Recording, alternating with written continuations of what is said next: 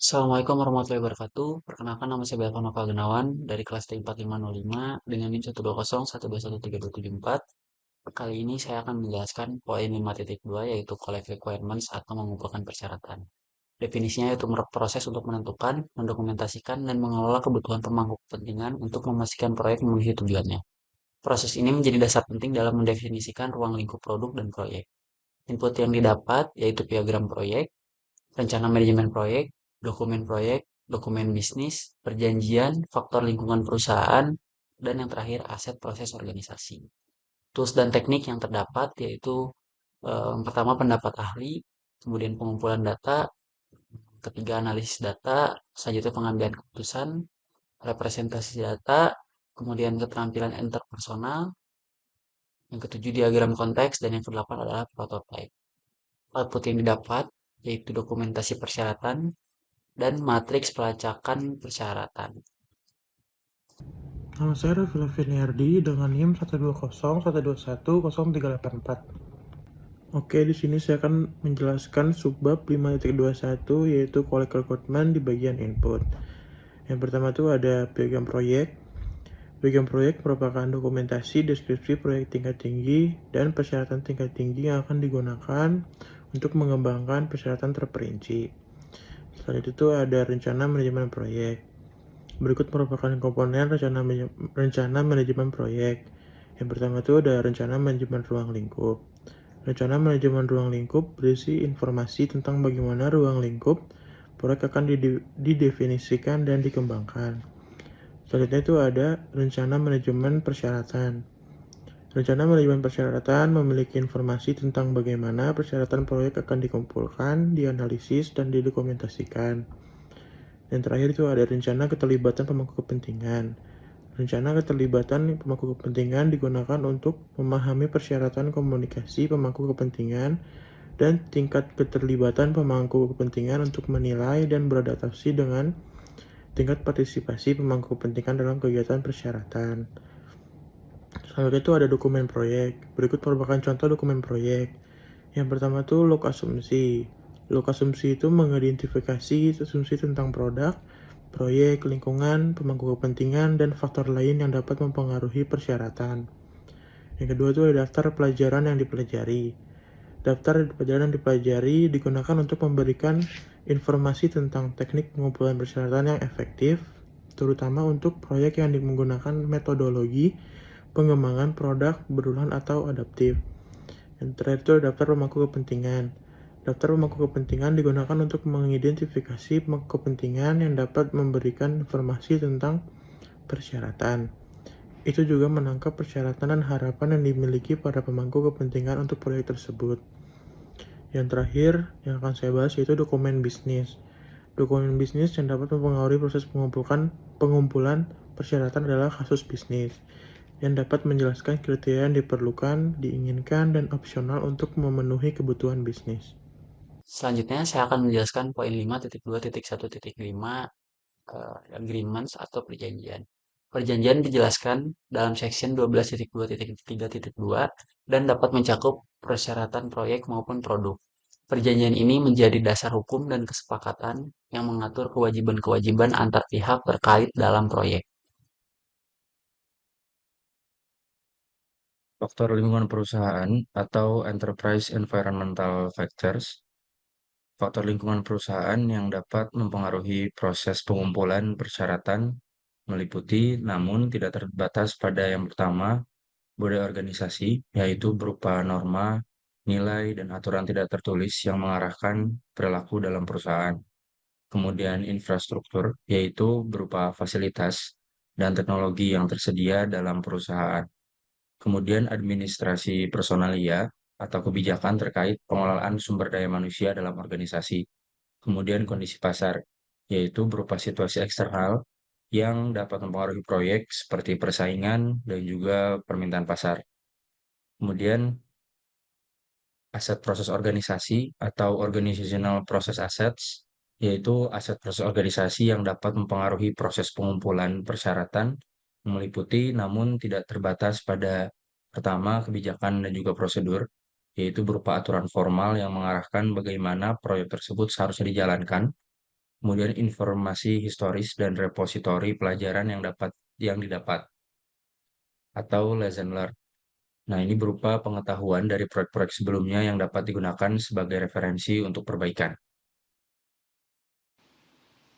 Oke, perkenalkan saya Nisa Raka Kurniawan dengan NIM 120 12 13 254 dari kelas T4505.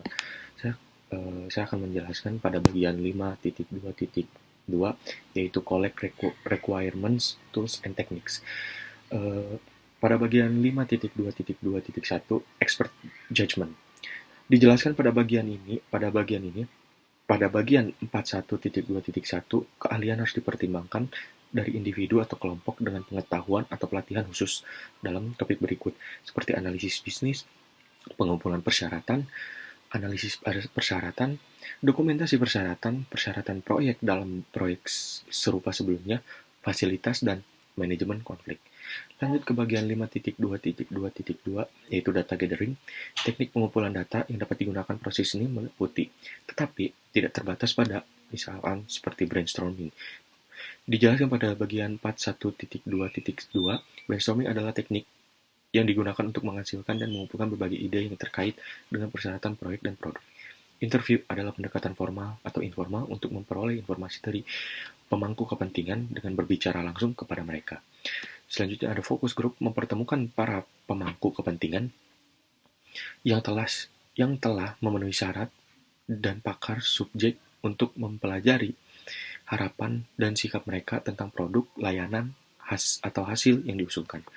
Questionnaires dan survei.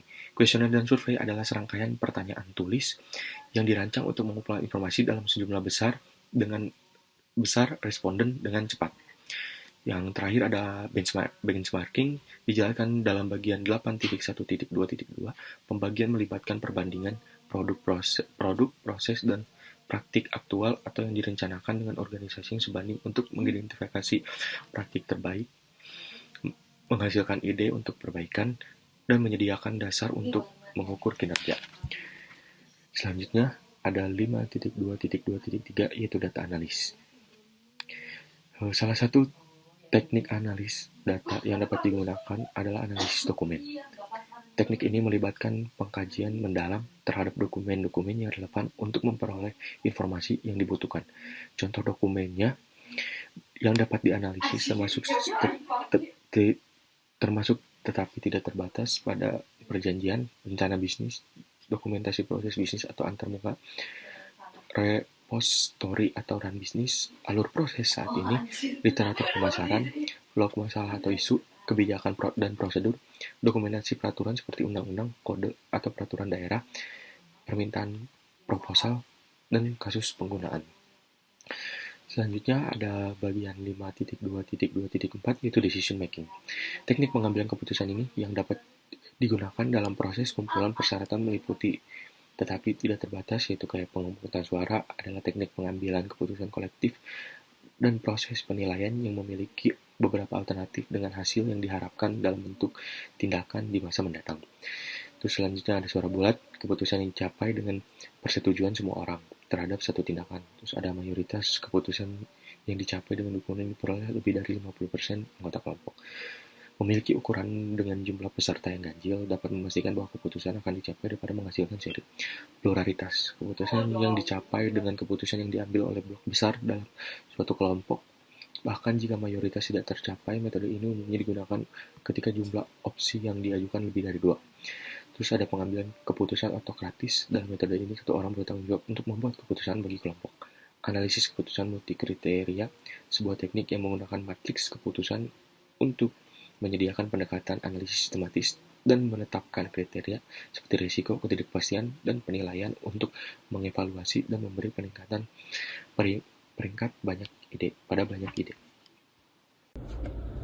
Baik, untuk selanjutnya saya akan meringkas mengenai poin 2.2.5 yaitu representasi data teknik. Representasi data yang dapat digunakan dalam proses ini diantara lain ada dua, yang pertama adalah affinity diagrams, yang kedua itu ada mind mapping. Nah, untuk affinity diagrams ini sendiri itu untuk mengklasifikasikan sejumlah besar ide ke dalam grup untuk dianalisis, sedangkan mind mapping itu untuk mengkonsolidasikan ide dari sesi brainstorming individu ke satu peta untuk menunjukkan kesamaan dan perbedaan serta menghasilkan ide baru. Pada bahasan berikutnya itu pada 52226 itu keterampilan interpersonal dan keterampilan interpersonal dan tim yang dapat digunakan dalam proses ini.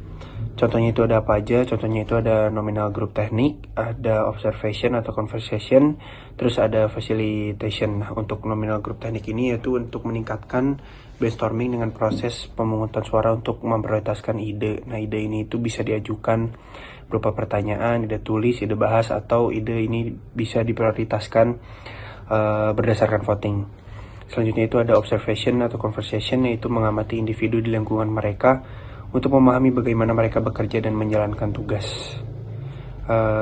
Selanjutnya itu ada facilitation, yaitu menggunakan sesi fokus untuk menggunakan mengidentifikasikan persyaratan produk melalui lokakarya. Selanjutnya itu diagram konteks. Diagram konteks menggambarkan ruang lingkup produk dengan sistem bisnis dan interaksi antara orang dan sistem lain. Nah, di sini ada prototype atau prototyping adalah metode mendapatkan umpan balik awal tentang persyaratan dengan menyediakan model produk sebelum dibangun. Nah, contoh prototype termasuk skala kecil, model 2 dimensi, model 3 dimensi yang dihasilkan komputer, mock-up atau simulasi. Nah, prototipe ini mendukung konsep elaborasi progresif melalui siklus iteratif. Selanjutnya ada storyboarding, yaitu untuk menunjukkan urutan atau navigasi melalui serangkaian gambar atau ilustrasi yang digunakan dalam berbagai proyek. Contohnya seperti film, periklanan, desain instruksional, dan pengembangan perangkat lunak. Assalamualaikum warahmatullahi wabarakatuh. Perkenalkan, nama saya Lazuardi Akbar Andia dari kelompok 2.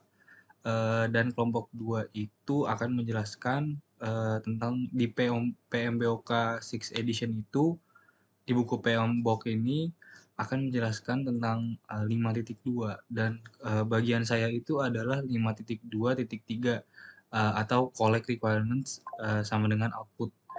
Jadi menjelaskan tentang outputnya. Untuk outputnya sendiri itu ada 2 untuk collect requirement-nya. Pertama itu ada requirement untuk documentation sama traceability matrix.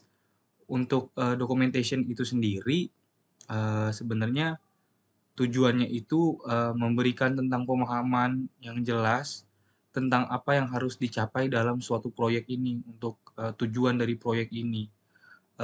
Itu tujuannya. Untuk detailnya lagi, documentation-nya itu harus berisi deskripsi lengkap mengenai kebutuhan-kebutuhan proyek yang ada. Setelah itu kebutuhan-kebutuhan itu contohnya ada yang fungsional atau yang non fungsional gitu. Dan yang kedua itu selanjutnya itu ada dapat mencakup persyaratan-persyaratan bisnis. Ada banyak sih sebenarnya, ada bisnis, ada teknis, ada kualitas, dan hukum.